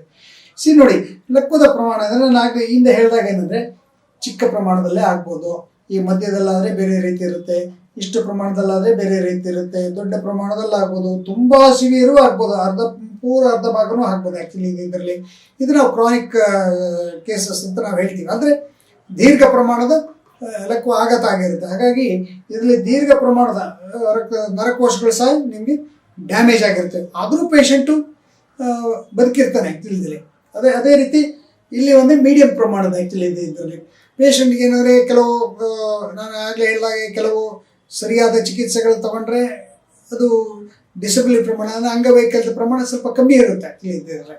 ಇಲ್ಲಿ ಏನಾಗುತ್ತೆ ಅಂದರೆ ನಿಮಗೆ ದೀರ್ಘ ಪ್ರಮಾಣದಲ್ಲಾದರೆ ಪೇಷಂಟಿಗೆ ಏನಂದರೆ ನಾವು ಒಂದು ಪೇಷಂಟ್ ಏನಂದರೆ ತುಂಬ ಸಿವಿಯರ್ ಆಗಿ ಅಂಗವೈಕಲ್ಯತೆ ಇರುತ್ತೆ. ಬಟ್ ಇಲ್ಲಿ ಎಲ್ಲ ನರಕೋಶಗಳು ಇಲ್ಲಿ ಸುಮಾರು ಕೋಟ್ಯಾಂತರ ಸಹಸ್ರ ಕೋಟ್ಯಾಂತರ ನರಕೋಶಗಳು ಡ್ಯಾಮೇಜ್ ಆಗಿರ್ತವೆ ಆ್ಯಕ್ಚುಲಿ ಇದರಲ್ಲಿ. ಬಟ್ ಆದರೆ ಇಲ್ಲಿ ನಿಮಗೆ 10% ಡ್ಯಾಮೇಜ್ ಆಗಿರ್ಬೋದು, 50% ಡ್ಯಾಮೇಜ್ ಆಗಿರ್ಬೋದು, 70% ಡ್ಯಾಮೇಜ್ ಇರ್ಬೋದು. ಬಟ್ ಕನೆಕ್ಟಿವ್ ಡ್ಯಾಮೇಜ್ ಆಗಿಬಿಟ್ಟು ಉಳಿದವಕ್ಕೆ ಸ್ವಲ್ಪ ಪ್ರಮಾಣದಲ್ಲಿ ಮೇನ್ ನರಗಳು ಡ್ಯಾಮೇಜ್ ಆಗಿಬಿಟ್ಟು ಕನೆಕ್ಟಿವಿಟಿ ಲಾಸ್ ಆಗಿರ್ಬೋದು, ಕನೆಕ್ಷನ್ಸ್ಗಳು ಹೋಗಿರ್ಬೋದು ಆ್ಯಕ್ಚುಲಿ. ಹಾಗಾಗಿ ಏನಾಗುತ್ತೆ, ಕನೆಕ್ಷನ್ಸ್ಗಳು ಹೋಗಿರೋದ್ರಿಂದ ಈ ಭಾಗ ಏನು ನಮ್ಮ ದೇಹದ ಅಂಗಾಂಗನ ಕಂಟ್ರೋಲ್ ಮಾಡುತ್ತೆ, ಆ ಅಂಗಾಂಗಗಳು ಹಾಗೆಯೇ ವೀಕ್ನೆಸ್ ಉಳ್ಕೊಂಡಿರುತ್ತೆ. ಬಟ್ ಆದರೆ ಪೇಷಂಟ್ಗೆ ಎಲ್ಲೋ ಯಾಕೆಂದರೆ ದೀರ್ಘ ಪ್ರಮಾಣದ ಸಣ್ಣ ಪುಟ್ಟ ಅವನಿಗೆ ಸೆನ್ಸ್ ಆಗ್ತಾ ಇರುತ್ತೆ ಇದರಲ್ಲಿ ಮೂಮೆಂಟ್ಸ್ಗಳು ಇದರಲ್ಲಿ. ಸೊ ಈ ಥರ ಏನಂದರೆ ಈ ಥರ ಡ್ಯಾಮೇಜ್ ಆಗಿರೋ ನರಕೋಶಗಳನ್ನ ನಾವು ಮತ್ತೆ ಪುನಶ್ಚೇತನ ಮಾಡ್ಬೋದು. ಹೇಗೆ ಅಂದರೆ ಮೆದುಳನ್ನು ಮತ್ತೆ ರೀವೈರಿಂಗ್ ಮಾಡೋದ್ರಿಂದ, ಅಂದರೆ ಮತ್ತೆ ಅವುಗಳನ್ನು ಕನೆಕ್ಟಿವಿಟಿ ಮತ್ತು ಕನೆಕ್ಷನ್ಸ್ಗಳನ್ನ ಜೋಡಿಸೋದ್ರಿಂದ. ಹೇಗೆ ಇದು ವ್ಯಾಯಾಮದ ಮುಖಾಂತರ ನಾವು ಜೋಡಿಸ್ಬೋದು. ಇದರಲ್ಲಿ ವ್ಯಾಯಾಮಗಳ ಮುಖಾಂತರ ಮತ್ತೆ ನಿರಂತರ ನಾನು ಆಗಲೇ ಅಂಗಾಂಗಗಳಿಂದ ಮೆದುಳಿಗೆ ಸಂದೇಶ ಕಳಿಸೋ ಮುಖಾಂತರ ಮತ್ತೆ ನರಕೋಶಗಳನ್ನು ನಾವು ಜೋಡಿಸ್ಬೋದು. ಮತ್ತೆ ಏನು ದೀರ್ಘ ಪ್ರಮಾಣದಿಂದ ಏನು ಮೂಮೆಂಟ್ಸ್ಗಳು ಆಗ್ಬೋದು, ಕೈಕಾಲುಗಳ ಚಲನೆಗಳಾಗೋದು ಲಾಸ್ ಆಗಿರುತ್ತೆ, ಅವುಗಳನ್ನು ಮತ್ತೆ ನಾವು ಪಡಿಬೋದು ಆ್ಯಕ್ಚುಲಿ. ಇದು ಸಾಧ್ಯ. ಇದು ಹೇಗೆ ಅಂದರೆ ಈಗ ಒಂದು 50 ವರ್ಷದ ಹಿಂದೆ ಏನಂದರೆ ನಾವೆಲ್ಲ ಅಂದ್ಕೊಂಡಿದ್ದೇನೆ ಇವನ್ ಡ್ಯಾಮೇಜ್ ಆದರೆ ಏನು ಮಾಡೋಕ್ಕಾಗಲ್ಲ ಇಷ್ಟೇ ಅಂತ ಇತ್ತು. ಬಟ್ ಈಗ ನಿರಂತರ ಆವಿಷ್ಕಾರಗಳ ಫಲವಾಗಿ ಅಂದರೆ ಇವತ್ತು MRI ಆಗ್ಬೋದು, FMRI ಒಂದೇ ಫಂಕ್ಷನಲ್ MRI ಅಂತ ಹೇಳ್ತಾರೆ. ಅಂದರೆ ನೀವು ಆ್ಯಕ್ಟಿವಿಟಿ ಮಾಡುವಾಗಲೇ ಅದು ಮೆದುಳಿನ ಒಂದು MRI ಮಾಡ್ತಾರೆ. ಹಾಗಾಗಿ ಏನಾಗುತ್ತೆ, ಅದರಲ್ಲಿ ಎಷ್ಟು ಪ್ರಮಾಣದ ನಮಗೆ ನರಕೋಶಗಳು ಜೀವಂತ ಇದ್ದಾವೆ ಇದರಲ್ಲಿ ಅದು ಇನ್ನು ಇದೆಯಾ ಇಲ್ವಾ ಅನ್ನೋದು ಗೊತ್ತಾಗುತ್ತೆ ಆ್ಯಕ್ಚುಲಿ. ಅದು ಜೀವಂತ ಇರೋ ನರಕೋಶಗಳನ್ನು ಏನಂದರೆ ಅದು ಕಲರ್ಡ್ ಇಮೇಜಲ್ಲಿ ತೋರಿಸುತ್ತೆ ಇದರಲ್ಲಿ. ಸೊ ಹಾಗಾಗಿ ಅದು ನಾವು ಆ್ಯಕ್ಟಿವಿಟೀಸ್ ಮಾಡುವಾಗಲೇ ಅಂದರೆ ಪೇಷಂಟು ನಾವು ಹೇಳ್ತೇವೆ, ನೀವು ಒಂದು ಕೈ ಮಡ್ಚಪ್ಪ ಅಂತ ಹೇಳ್ತೇವೆ, ಕೈ ಎತ್ತಿ ಅಂತ ಹೇಳ್ತೇವೆ. ಆಗ ಎತ್ತದಾಗ ಏನಾಗುತ್ತೆ, ಇಲ್ಲಿ ಸಿಗ್ನಲಿಂಗ್ಗಳು ಕಾಣಿಸ್ತವೆ. ಆದರೆ ಇದರಿಂದ ನಾವೇನು ತಿಳ್ಕೊಬೋದೇನೆಂದರೆ ನಾವು ಸರಿಪಡಿಸ್ಬೋದು, ಇನ್ನೂ ಅದರಲ್ಲಿ ಜೀವ ಇದೆ ಇದರಲ್ಲಿ. ಬಟ್ ಅದಕ್ಕೆ ಏನು ಮಾಡಬೇಕಂದ್ರೆ ನಿರಂತರ ನಾವು ಸಂಶೋಧನೆಗಳು ನಿರಂತರವಾಗಿ ಅದಕ್ಕೆ ನಾವು ಚಲನೆಯನ್ನು ಕೊಡಬೇಕಾಗುತ್ತೆ. ಅಂದರೆ ಸಂವಹನ ಇದನ್ನು ನಾವು ಪ್ರಕ್ರಿಯೆಯನ್ನು ಒಳಪಡಿಸಬೇಕಾಗುತ್ತೆ ಇದರಲ್ಲಿ. ಹಾಗೆ ಮಾಡೋದ್ರಿಂದ ಈ ನರಕೋಶಗಳೇನಾಗುತ್ತೆ ಮತ್ತೆ ಅವು ಜೀವಂತ ಆಗ್ತವೆ, ಮತ್ತು ಹಾಗೆ ಅಕ್ಕಪಕ್ಕದ ನರಕೋಶಗಳಿಗೆ ತಗೊಳ್ತವೆ. ಇದು ಹೇಗೆ ಸಾಧ್ಯ ಅನ್ನೋದನ್ನು ನಾನು ಇನ್ನೊಂದು ಸ್ಲೈಡಲ್ಲಿ ನಾನು ತಿಳಿಸ್ಕೊಡ್ತೀನಿ. ನೋಡಿ, ಇದು ಒಂದು ನಿಮಗೆ ಡಯಾಗ್ರಾಮಲ್ಲಿ ಕಾಣಿಸುತ್ತೆ. ಇದು ಒಂದು ನರಕೋಶ ಇದರಲ್ಲಿ ಇಂಥವು ಲಕ್ಷಾಂತರ ಕೋಟ್ಯಾಂತರ ನರಕೋಶಗಳು ಡ್ಯಾಮೇಜ್ ಆಗಿರ್ತವೆ. ಹಾಗೆ ಕೆಲವು ಡ್ಯಾಮೇಜ್ ಆಗಿಬಿಟ್ಟು ಅರ್ಧಂಬರ್ಧ ಡ್ಯಾಮೇಜ್ ಆಗಿ ಬೇರೆ ನರಕೋಶಗಳಿಂದ ನಾವು ಕನೆಕ್ಷನ್ಸನ್ನ ಕಳ್ಕೊಂಡಿರ್ತೇವೆ ಆ್ಯಕ್ಚುಲಿ ಇದರಲ್ಲಿ. ಇವುಗಳನ್ನು ಏನಂದರೆ ಮತ್ತೆ ಈಗ ಚಿಗುರಿಸ್ಬೋದು ಇದರಲ್ಲಿ. ಈ ನೂತನ ಸಂಶೋಧನೆಗಳಿಂದ ಅದು ಗೊತ್ತಾಗಿದೆ ಆ್ಯಕ್ಚುಲಿ ಇದರಲ್ಲಿ ಇತ್ತೀಚಿನ ದಿನಗಳಲ್ಲಿ. ಕೆಲವು ನರಕೋಶಗಳಿದೆ ಯಾವುದೇ ಕೆಲಸ ಇಲ್ಲದೆ ಸುಪ್ತ ಆಗಿರುತ್ತೆ. ಅಂಥ ಸುಪ್ತಗಳಿಗೆ ನಾವು ಹೈ ಇಂಟೆನ್ಸಿಟಿ ಕರೆಂಟ್ ಅಂದರೆ ಹೈ ಇಂಟೆನ್ಸಿಟಿ ಸಿಗ್ನಲ್ಗಳನ್ನ ಅಂದರೆ ಥ್ರೂ ಕೈಕಾಲುಗಳ ಆ್ಯಕ್ಟಿವಿಟೀಸ್ ಮುಖಾಂತರ ಫೋರ್ಸ್ಫುಲಿ ಆಗ್ಬೋದು ಅಥವಾ ಅದು ಫೋರ್ಸಲ್ಲಿ ಇದರಲ್ಲಿ ನಾವು ಜನ್ರೇಟ್ ಮಾಡೋದ್ರಿಂದ ಈ ನರಕೋಶಗಳೇನೇನಾಗುತ್ತೆ ಮತ್ತೆ ಹೊಸ ಮೊಗ್ಗುಗಳು ಚಿಗುರಿಡ್ತವೆ. ಅಂದರೆ ಒಂದು ಸಿಂಪಲ್ ಆಗಿ ಹೇಳ್ಬೇಕಂದ್ರೆ ನಾವು ಯಾವುದೋ ಒಂದು ಗಿಡನ ಕಟ್ ಮಾಡಿದ್ರೆ ಅದು ಗಿಡ ಸಾಯೋದಿಲ್ಲ, ಮತ್ತೇನಾಗುತ್ತೆ ಅದು ಚಿಗುರುತ್ತೆ. ಅದು ಎಷ್ಟು ಚೆನ್ನಾಗಿ ನೀವು ಆರೈಕೆ ಮಾಡ್ತೀರಾ, ಎಷ್ಟು ಚೆನ್ನಾಗಿ ಗೊಬ್ಬರ ಹಾಕ್ತೀರಾ, ಎಷ್ಟು ಚೆನ್ನಾಗಿ ನೀವು ಅದು ಕೇರ್ ತಗೊಳ್ತೀರ, ಹಾಗೆ ಅದು ಚಿಗುರುವಿಕೆ ಪ್ರಮಾಣ ಏನಿರುತ್ತೆ ಅದು ಹೆಚ್ಚೆಚ್ಚು ಜಾಸ್ತಿ ಆಗ್ತಾ ಬರುತ್ತೆ ಇದರಲ್ಲಿ.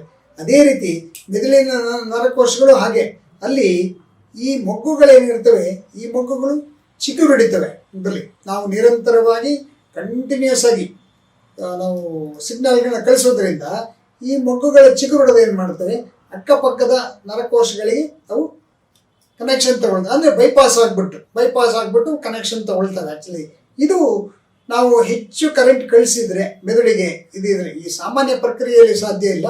ಇದೆ ಹೆಚ್ಚು ಕರೆಂಟ್ ಕಳಿಸಿದರೆ ಮಾತ್ರ ಇವು ಓಪನ್ ಆಗಿಬಿಟ್ಟು ಕನೆಕ್ಟಿವಿಟಿ ತಗೊಳ್ತವೆ. ಇದಕ್ಕೆ ಒಂದು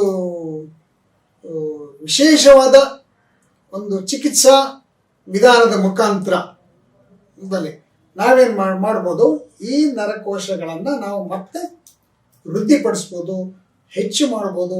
ಹಾಗೆ ನಾವು ಕನೆಕ್ಷನ್ಸ್ಗಳನ್ನ ಬೆಳೆಸ್ಬಿಟ್ಟು ಅಕ್ಕಪಕ್ಕದ ನರಗಳಿಗೆ ನಾವು ಜೋಡಿಸ್ಬೋದು.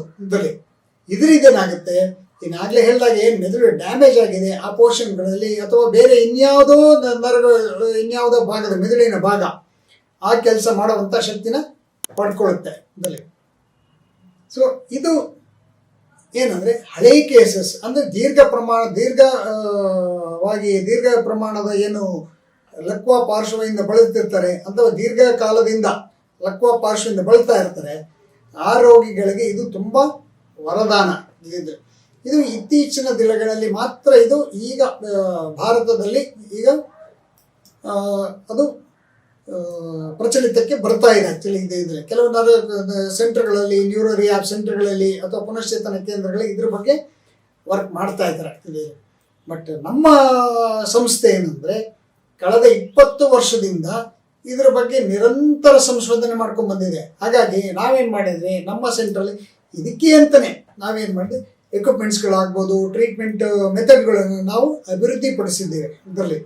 ಹಾಗಾಗಿ ಇಲ್ಲಿ ಏನಂದರೆ ನಿಮಗೆ ಈ ನರಕೋಶಗಳನ್ನು ನೀವು ಇನ್ನೂ ಇದರಲ್ಲಿ ಹೇಳ್ಬೇಕಂದ್ರೆ ಈಗ ಸ್ಟೆಮ್ ಸೆಲ್ಸ್ ಅನ್ನೋ ಒಂದು ಚಿಕಿತ್ಸೆಗಳು ನೀವು ಕೇಳಿರ್ಬೋದು. ಆ್ಯಕ್ಚುಲಿ ಸ್ಟೆಮ್ ಸೆಲ್ ಚಿಕಿತ್ಸೆಯಲ್ಲಿ ಏನು ಮಾಡ್ತಾರೆ, ಇದರಲ್ಲಿ ನರಕೋಶಗಳನ್ನು ಲ್ಯಾಬಲ್ಲಿ ಬೆಳೆಸ್ಬಿಟ್ಟು ನಮ್ಮ ದೇಹದ ಅಂಗಾಂಗಗಳನ್ನು ತೆಗೆದು ಲ್ಯಾಬಲ್ಲಿ ಬೆಳೆಸ್ಬಿಟ್ಟು ಅವನ್ನ ಮೆದುಳಿನ ನರಕ್ಕೆ ಇಂಜೆಕ್ಟ್ ಮಾಡಿ, ಬೆನ್ನಿನ ನರಕ್ಕೆ ಇಂಜೆಕ್ಟ್ ಮಾಡಿ ಹೊಸದಾಗಿ ಬೆಳೆಸ್ತಾರೆ. ಬಟ್ ಇದು ನ್ಯಾಚುರಲ್ ಮೆಥಡ್, ನ್ಯಾಚುರಲ್ ಆಗೇ ಬೆಳೆಸುವಂಥ ಒಂದು ಮೆಥಡ್ ಇದೆ ಆ್ಯಕ್ಚುಲಿ. ಹಾಗಾಗಿ ಏನಾಗುತ್ತೆ, ಇದು ತುಂಬ ಪೇಷಂಟಿಗೆ, ದೀರ್ಘಕಾಲದ ಪೇಷಂಟ್ಗಳಿಗೆ ತುಂಬ ಹೆಲ್ಪ್ ಆಗುತ್ತೆ ಆ್ಯಕ್ಚುಲಿ. ಇದರಲ್ಲಿ ವಯಸ್ಸಿನ ಮಿತಿ ಇರೋಲ್ಲ, ಚಿಕ್ಕ ಮಕ್ಕಳಾಗ್ಬೋದು, ದೊಡ್ಡವರಾಗ್ಬೋದು, ಇನ್ನು ಯಾರೇ ಇರಲಿ ಇದು ಆ್ಯಕ್ಚುಲಿ ಇದಿದ್ರೆ ಎಲ್ಲರಿಗೂ ಇದು ತುಂಬ ವರದಾನ ಇದರಲ್ಲಿ.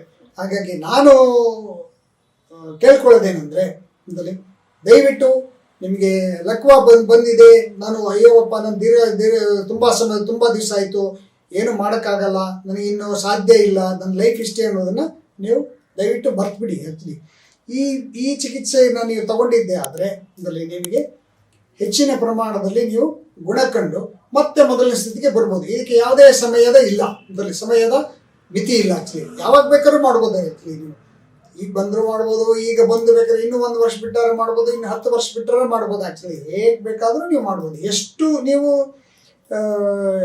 ಹೆಚ್ಚು ಪ್ರಮಾಣದಲ್ಲಿ ನೀವು ಈ ವ್ಯಾಯಾಮ ಪ್ರಕ್ರಿಯೆಗೆ, ಈ ಟ್ರೀಟ್ಮೆಂಟ್ಗೆ ಒಳಪಡ್ತೀರಿ, ಆ್ಯಕ್ಚುಲಿ ಈ ಪುನಶ್ಚೇತನ ಕ್ರಿಯೆಗೆ ಒಳಪಡ್ತೀರಿ, ಅಷ್ಟು ಕಡಿಮೆ ಸಮಯದಲ್ಲಿ ನಾವು ರೋಗಿನ ಗುಣಪಡಿಸ್ಬೋದು. ಇದು ಒಂದು ಈ ದೀರ್ಘಕಾಲದ ರೋಗಿಗಳಿಗೆ ಈ ಒಂದು ಚಿಕಿತ್ಸಾ ವಿಧಾನ ತುಂಬ ವರದಾನ. ದಯವಿಟ್ಟು ಇದನ್ನು ಉಪಯೋಗಿಸ್ಕೊಳ್ಳಿ ಅಂತ ನಾನು ಕೇಳ್ತೇನೆ. ಇದ್ರ ಬಗ್ಗೆ ನಿಮಗೆ ಇನ್ನು ಹೆಚ್ಚಿನ ಮಾಹಿತಿ ಏನಾದರೂ ಬೇಕಾದಲ್ಲಿ ಅಥವಾ ಇನ್ನೂ ಇದು ಸಾಕಾಗಲ್ಲ, ಇನ್ನೂ ನನಗೆ ತುಂಬ ಇದ್ರ ಬಗ್ಗೆ ಆಳವಾದ ಮಾಹಿತಿ ಬೇಕಾದಲ್ಲಿ ದಯವಿಟ್ಟು ಈ ಕೆಳಕಂಡ ಅಡ್ರೆಸ್ಗೆ ನೀವು ವಿಸಿಟ್ ಮಾಡಿ ಅಥವಾ ನಮ್ಮನ್ನು ಸಂಪರ್ಕಿಸ್ಬೋದು ಆ್ಯಕ್ಚುಲಿ ಇದರಲ್ಲಿ. ಸೊ ನಿಮಗೆ ಇದರ ಬಗ್ಗೆ ಇನ್ನೂ ಹೆಚ್ಚಿನ ಮಾಹಿತಿ ನೀವು ತಿಳಿಸ್ಕೊಡ್ತೇವೆ. ಆಮೇಲೆ ನಂತರ ನೀವು ಡಿಸೈಡ್ ಮಾಡ್ಬೋದು. ಹೆಚ್ಚಿನ ಚಿಕಿತ್ಸಾ ಮಾಹಿತಿಗೆ ನೀವು ಈ ಕೆಳಕಂಡ ದೂರವಾಣಿನ ನಿಮಗೆ ಯಾವುದೇ ರೀತಿಯಾದ ಕೌನ್ಸಿಲಿಂಗ್ ಆಗ್ಬೋದು ಮತ್ತು ಇದರ ಬಗ್ಗೆ ಚಿಕಿತ್ಸಾ ಮಾಹಿತಿ ಆಗ್ಬೋದು, ಇವುಗಳ ಬಗ್ಗೆ ನಮ್ಮನ್ನು ನೇರವಾಗಿ ಸಂಪರ್ಕಿಸ್ಬೋದು. ಹಾಗೆ ನಾವು ನಮ್ಮ ಯೂಟ್ಯೂಬ್ ಚಾನಲ್ ಸಹ ಇದೆ ಆ್ಯಕ್ಚುಲಿ. ಅಂದರೆ ವಾಟ್ಸಪ್ ಚಾನಲ್ ಸಹ ನಾವು ಮಾಡಿದ್ದೇವೆ, ಯೂಟ್ಯೂಬ್ ಚಾನಲ್ ಸಹ ಮಾಡಿದ್ದೇವೆ. ಹಾಗಾಗಿ ಈ ಕೆಳಗೆ ನೀವು QR ಕೋಡ್ ಏನು ಕಾಣುತ್ತೆ ಅದಕ್ಕೆ ನೀವು ಸ್ಕ್ಯಾನ್ ಮಾಡಿ ನಮ್ಮ ಏನು ಲಕ್ವಾಬಸ್ ಬಗೆಗಿನ ವಿಡಿಯೋಗಳ ಬಗ್ಗೆ, ಚಿಕಿತ್ಸಾ ವಿಧಾನಗಳ ಬಗ್ಗೆ, ಪುನಶ್ಚೇತನ ಕ್ರಮಗಳ ಬಗ್ಗೆ ನೀವು ಹೆಚ್ಚಿನ ವಿಡಿಯೋಗಳನ್ನು ನೋಡ್ಬೋದು. ಹಾಗೆ ಅದ್ರ ಬಗ್ಗೆ ಅರಿವು ನೀವು ಪಡ್ಕೋಬೋದು. ನಮಸ್ಕಾರ, ನಾನು ಡಾಕ್ಟರ್ ಚಂದ್ರಶೇಖರ್ ಬೆಳ್ಳೂಡಿ, ಪಾರ್ಶ್ವವಾಯು ಪುನಶ್ಚೇತನ ತಜ್ಞ, ಪ್ರೆಸೆಂಟ್ಲಿ ನಾನು DC ಇಂಟರ್ನ್ಯಾಷನಲ್ ಪಾರ್ಶ್ವವಾಯು ಪುನಶ್ಚೇತನ ಕೇಂದ್ರ ವಿಜಯನಗರ ಬೆಂಗಳೂರು ಇದರ ಸಂಸ್ಥಾಪಕ ನಿರ್ದೇಶಕ ಹಾಗೂ ಚೀಫ್ ಫಿಸಿಯೋಥೆರಪಿಸ್ಟ್ ಆಗಿ ನಾನು ವರ್ಕ್ ಮಾಡ್ತಾ ಇದ್ದೀನಿ.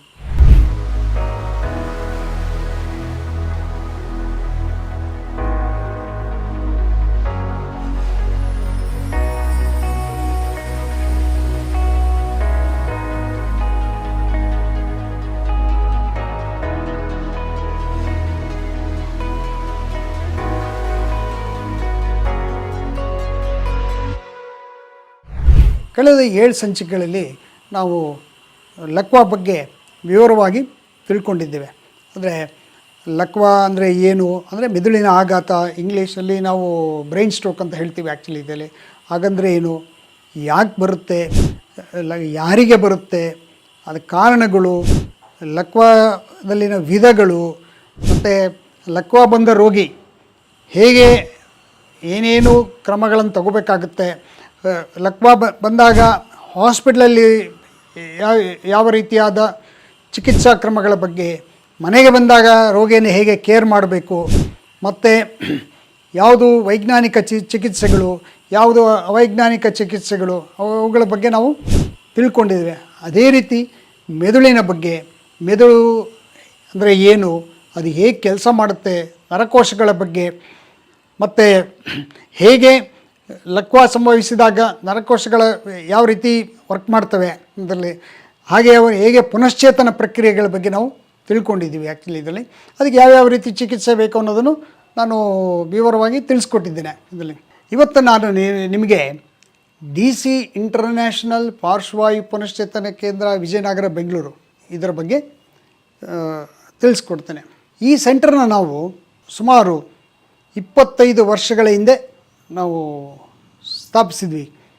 ಅಲ್ಲಿಂದ ಇಲ್ಲಿಯ ತನಕ ನಾವು ಈ ಲಕ್ವಾ ರೋಗಿಗಳ ಬಗ್ಗೆ ನಿರಂತರ ಸಂಶೋಧನೆಗಳು ಮತ್ತು ಸುಧಾರಿತ ಸಂಶೋಧನೆಗಳು ಹಾಗೂ ಸುಧಾರಿತ ಚಿಕಿತ್ಸಾ ವಿಧಾನಗಳನ್ನು ಅಭಿವೃದ್ಧಿಪಡಿಸುತ್ತಾ ಕೆಲಸ ಮಾಡ್ತಾ ಬರ್ತಾಯಿದ್ದೀವಿ ಆ್ಯಕ್ಚುಲಿ ಇದರಲ್ಲಿ ನಾವು ಸಾಕಷ್ಟು ಅಭಿವೃದ್ಧಿನ ಕಂಡಿದ್ದೇವೆ.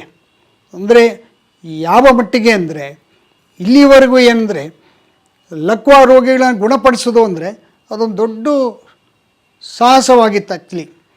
ಅದರಲ್ಲಿ ಕೆಲವೊಂದು ಕೇಸ್ಗಳನ್ನು ನಾವು ವರ್ಷಗಟ್ಟಲೆ ತೊಗೊಳ್ತಾ ಇತ್ತು ಆ್ಯಕ್ಚುಲಿ ಇದರಲ್ಲಿ. ಕೆಲವೊಮ್ಮೆ 2 ವರ್ಷ, ಕೆಲವೊಮ್ಮೆ 3 ವರ್ಷ, ಕೆಲವೊಮ್ಮೆ 10 ವರ್ಷ ತೊಗೊಂಡಿದ್ದು ಇದೆ ಆ್ಯಕ್ಚುಲಿ ಇದರಲ್ಲಿ. ಆದರೆ ಇವತ್ತು ವೈಜ್ಞಾನಿಕ ಚಿಕಿತ್ಸಾ ಕ್ರಮಗಳ ಸಂಶೋಧನೆಗಳ ಫಲವಾಗಿ ಇವತ್ತು ನಾವು ಲಕ್ವಾ ಚಿಕಿತ್ಸೆ ತುಂಬ ಸುಲಭಪಡಿಸಿದ್ದೇವೆ ಆ್ಯಕ್ಚುಲಿ ಇದರಲ್ಲಿ. ಯಾಕಂದರೆ ಅದಕ್ಕೆ ಅಂತಲೇ ನಾವು ಎಕ್ವಿಪ್ಮೆಂಟ್ಸ್ಗಳನ್ನ ನಾವು ನಮ್ಮ ಸೆಂಟ್ರಲ್ಲಿ ನಾವು ಅಭಿವೃದ್ಧಿಪಡಿಸಿ ಚಿಕಿತ್ಸೆ ನೀಡ್ತಾ ಬಂದಿದ್ದೇವೆ. ಹಾಗೂ ಪೇಷಂಟ್ಗಳು ಅಷ್ಟೇ ಇದೆ ಆ್ಯಕ್ಚುಲಿ, ಬೇಗನೆ ಗುಣಪಡಿಸ್ಬೋದು ಆ್ಯಕ್ಚುಲಿ ಇವತ್ತು. ಈ ಸೆಂಟರ್ನ ವಿಶೇಷತೆ ಏನೆಂದರೆ ಇಲ್ಲಿ ನಾವು ಲಕ್ವಾಗಂತಲೇ ನಾವು ಈ ಸೆಂಟ್ರನ್ನ ಡಿಸೈನ್ ಮಾಡಿದ್ದೀವಿ.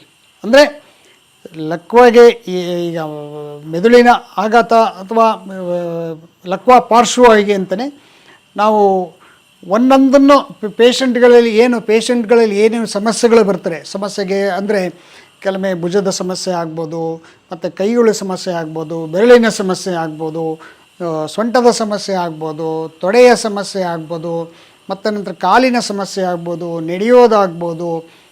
ಇದಕ್ಕೆ ಪ್ರತಿ ಹಂತದಲ್ಲೂ ನಾವು ಪೇಷಂಟ್ಗೆ ಅಥವಾ ರೋಗಿಯ ತೊಂದರೆಗಳಿಗೆ ತಕ್ಕಂತೆ ವಿವರವಾಗಿ ನಾವು ಸಂಶೋಧನೆ ಮಾಡಿ ಅದಕ್ಕೆ ಅಂತಲೇ ನಾವು ಎಕ್ವಿಪ್ಮೆಂಟ್ಸ್ಗಳನ್ನ ಡೆವಲಪ್ ಮಾಡಿದ್ದೇವೆ. ಹಾಗಾಗಿ ಏನಂದರೆ ಇವತ್ತು ಲಕ್ವಾ ಚಿಕಿತ್ಸೆ ತುಂಬ ಸುಲಭ ಇದರಲ್ಲಿ. ಅಯ್ಯೋ ಲಕ್ವಾ ಬಂದಮೇಲೆ ಅಯ್ಯೋ ನಮ್ಮ ಲೈಫ್ ಹಾಳಾಗ್ಬಿಡ್ತು, ಏನೂ ಮಾಡೋಕ್ಕಾಗಲ್ಲ, ಇನ್ನು ನನ್ನ ಲೈಫ್ ಮುಗಿದೇ ಹೋಯ್ತು, ನಾನಿನ್ನೂ ಮನೆಯಲ್ಲಿ ಮೂಲೆ ಗುಂಪು ಅಂತ ಆ ಥರ ಯಾವುದೂ ಬೇಕಾಗಿಲ್ಲ. ಲಕ್ವಾ ಎಷ್ಟೇ ಹೇಳಿದಿರಲಿ, ಅದು 1 ವರ್ಷ ಆಗಿರಲಿ, 5 ವರ್ಷ ಆಗಿರಲಿ, 10 ವರ್ಷ ಆಗಿರಲಿ, ಯಾವುದೇ ಹಂತದಲ್ಲಿದ್ದರೂ ನಾವು ಸರಿಪಡಿಸ್ಬೋದು. ಮತ್ತು ಯಾವುದೇ ಏಜ್ ಆಗಿರಲಿ, ಅದು ಮಗುವಾಗಿರಲಿ, ಈಗ ಮಗುವಲ್ಲಾಗಿ ಸ್ಟ್ರೋಕ್ ಆಗಿ ನಿಮಗೆ 3 ವರ್ಷ ಆಗಿರಲಿ, 4 ವರ್ಷ ಆಗಿರಲಿ, 10 ವರ್ಷದ ಮಗು ಮಕ್ಕಳಿದ್ರೂ ಸಹ ನಾವು ಸರಿಪಡಿಸ್ಬೋದು. ಅದೇ ರೀತಿ ಎಷ್ಟೇ ಹೇಳಿದಿರಲಿ, ಕೆಲವೊಮ್ಮೆ ಏನಾಗ್ಬಿಡುತ್ತೆ, ಈಗ ನಮ್ಮ ಸೊಸೈಟಿಲಿ ಹೆಂಗಿದೆ ಅಂದರೆ 1-2 ವರ್ಷ ಬಂದರೆ ಆಯಿತು ಇನ್ನೇನು ಮಾಡೋಕ್ಕಾಗಲ್ಲ ಅಂತ ಕೈ ಚೆಲ್ಲಿ ಕುಳಿತು ಬಿಡ್ತಾರೆ ಆ್ಯಕ್ಚುಲಿ ಇದರಲ್ಲಿ. ಸೊ ಹಾಗೇ ಇಲ್ಲ ಈಗ ಆ್ಯಕ್ಚುಲಿ ನೀವು ಹೋಪ್ಸನ್ನೇ ಕಳ್ಕೊಂಬಿಟ್ಟು ಮನೆಯಲ್ಲೇ ಕೂತಿರುವಂಥ ರೋಗಿಗಳು ಸಹ ನಮ್ಮನ್ನು ಸಂಪರ್ಕಿಸ್ಬೋದು. ಅವರಿಗೆ ನಾವು ಚೆಕ್ ಮಾಡಿ ನಾವು ಹೇಳ್ತೇವೆ. ಆಗುತ್ತೆ ಅಂದರೆ ಡೆಫಿನೆಟ್ಟಾಗಿ ಮಾಡ್ತೇವೆ. ಅದು ಯಾವಾಗ ಬೇಕಾದ್ರೂ ಬರ್ಬೋದು ಅವರು ಇದರಲ್ಲಿ. ಅದಕ್ಕೆ ಟೈಮ್ ಆ್ಯಂಡ್ ಲಿಮಿಟ್ ಏನಿಲ್ಲ. ಸೊ ಹಾಗಾಗಿ ಮತ್ತು ಇನ್ನೊಂದು, ಇಲ್ಲಿ ಈ ಸೆಂಟರ್ನಲ್ಲಿ ಬೇರೆ ಸೆಂಟರ್ಗಳ ಥರ ಬೇರೆ ಅಥವಾ ಹಾಸ್ಪಿಟ್ಲ್ಗಳಲ್ಲಿ ಏನು ಇರುತ್ತೆ ಅವರ್ ಬೇಸಿಸ್ ಇರೋಲ್ಲ ಆ್ಯಕ್ಚುಲಿ ಇದರಲ್ಲಿ. ಅವರು ಎಷ್ಟು ಹೊತ್ತು ಬೇಕಾದ್ರೂ ಸ್ಪೆಂಡ್ ಮಾಡ್ಬೋದು ಇದರಲ್ಲಿ. ಬೆಳಗ್ಗೆ ಬಂದು ಸಂಜೆವರೆಗೂ ಸಹ ಇರ್ಬೋದು ಆ್ಯಕ್ಚುಲಿ ಇದರಲ್ಲಿ. ಹಾಗಾಗಿ ಏನಂದರೆ ನಾವು ಹೇಳೋದೇನೆಂದರೆ, ನಾವು ಇದು ಲಕ್ಕವಾಗಂತಲೇ ಅಭಿವೃದ್ಧಿ ಪಡಿಸಿರೋದ್ರಿಂದ ಅವರು ಎಷ್ಟು ಹೊತ್ತಾದರೂ ಬಳಸ್ಕೋಬೋದು ಆ್ಯಕ್ಚುಲಿ ಸೆಂಟ್ರನ್ನ. ನೀವು ಎಷ್ಟು ಹೆಚ್ಚು ಬಳಸ್ಕೊಳ್ತೀರೋ ಅಷ್ಟು ಬೇಗ ಗುಣ ಆಗ್ತೀರಾ.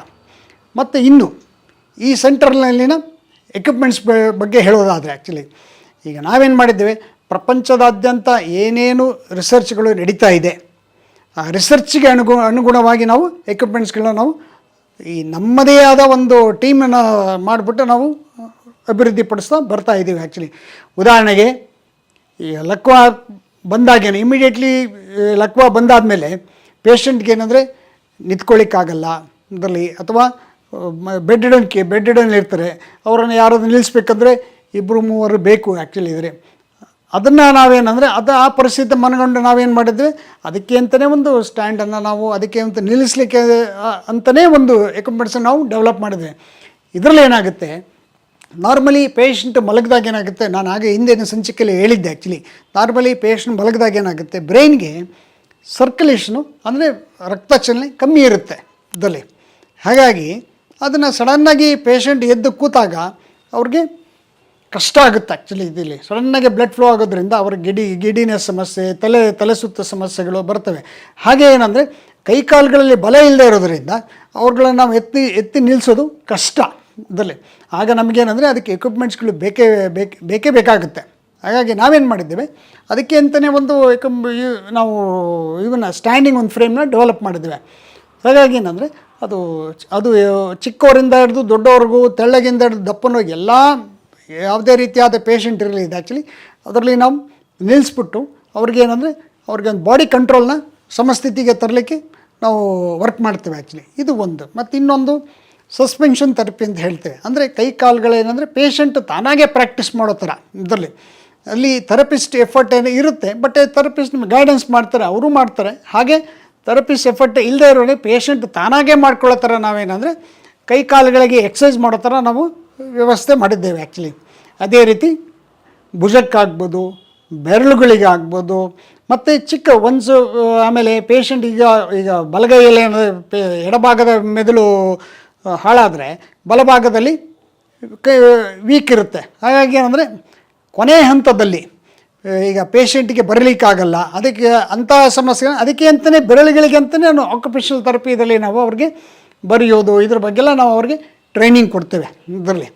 ಅದೇ ರೀತಿ ಈಗ ಲೇಡೀಸ್ಗಳು ಅವ್ರಿಗೆ ಮನೇಲಿ ಏನಂದರೆ ಅಡುಗೆ ಕೆಲಸ ಮಾಡಬೇಕು, ಬಟ್ಟೆಗಳನ್ನು ಮಡಚಬೇಕು, ಅವರ ಎಲ್ಲ ಕೆಲಸಗಳು ದೈನಂದಿನ ಕೆಲಸಗಳಿಗೆ ಅಗತ್ಯಕ್ಕೆ ತಕ್ಕಂತೆ ನಾವೇನಂದರೆ ಅದಕ್ಕೆ ಟ್ರೈನಿಂಗ್ ಕೊಡೋದಕ್ಕೋಸ್ಕರನೇ ನಾವು ಕೆಲವು ಎಕ್ವಿಪ್ಮೆಂಟ್ಸ್ಗಳನ್ನ ನಾವು ಡೆವಲಪ್ ಮಾಡಿದ್ವಿ. ಅದರಲ್ಲಿ ಅವ್ರಿಗೆ ನಾವು ಟ್ರೈನಿಂಗ್ ಕೊಡ್ತೇವೆ, ಊಟ ಮಾಡೋದಾಗ್ಬೋದು, ಬರೆಯೋದಾಗ್ಬೋದು. ಇದಕ್ಕೆ ಅಂತಲೇ ಚಿಕ್ಕ ಪುಟ್ಟ ಆ್ಯಕ್ಚುಲಿ ಅವರಲ್ಲಿ ಏನೇನು ನಮಗೆ ಸಮಸ್ಯೆಗಳು ಕಾಣ್ತವೆ ಆ ಸಮಸ್ಯೆಗಳ ಅನುಗುಣವಾಗಿ ನಾವೇನು ಮಾಡ್ತೀವಿ, ಅದಕ್ಕೆ ತಕ್ಕಂತೆ ಅದ್ರ ಬಗ್ಗೆ ನಾವು ಚೆಕ್ ಮಾಡಿ ಅದ್ರ ಬಗ್ಗೆ ಟ್ರೀಟ್ಮೆಂಟು ಮೆಥಡ್ಗಳನ್ನ ಡಿಸೈನ್ ಮಾಡಿ ನಾವು ಅವ್ರಿಗೆ ಟ್ರೈನಿಂಗ್ ಕೊಟ್ಟು ಮತ್ತೆ ಮೊದಲಿನ ಸ್ಥಿತಿಗೆ ತರ್ತೇವೆ. ಅದೇ ರೀತಿ ನಡೆಯೋದಾಗ್ಬೋದು, ಇದರಲ್ಲಿ ವಾಕಿಂಗ್ ಇದರಲ್ಲಿ ಪೇಷಂಟ್ಗೆ ವಾಕ್ ಮಾಡೋಕ್ಕಾಗಲ್ಲ, ಕೆಲವೊಮ್ಮೆ ಅವ್ರಿಗೇನೆಂದರೆ ನಡೆಯುವಾಗ ಕುಂಟೋದಾಗಲಿ ಆ ಥರ ಸಮಸ್ಯೆ ಇರ್ತವೆ ಆ್ಯಕ್ಚುಲಿ ಇದರಲ್ಲಿ. ಮತ್ತು ನಡೆಯಲಿಕ್ಕೆ ಕಷ್ಟ ಆಗುತ್ತೆ. ಆ ಥರ ಕೇಸಸ್ಗಳಿಗಿಂತ ನಾವು ಒಂದು ಪ್ಯಾರಲಲ್ ಬಾರ್ ಇದೆ, ಅಲ್ಲಿ ಫಸ್ಟ್ ಅದ್ರಲ್ಲಿ ಟ್ರೈನಿಂಗ್ ಕೊಡ್ತೀವಿ. ಅದರಲ್ಲಿ ಓಕೆ ಆದಮೇಲೆ ಟ್ರೆಡ್ಮಿಲ್ ಇದೆ, ಅವ್ರಿಗೆ ನಾವು ನಡೀಲಿಕ್ಕೆ ಅವ್ರಿಗೇನೆಂದರೆ ವಾಕ್ ಮಾಡಲಿಕ್ಕೆ ಅವ್ರಿಗೆ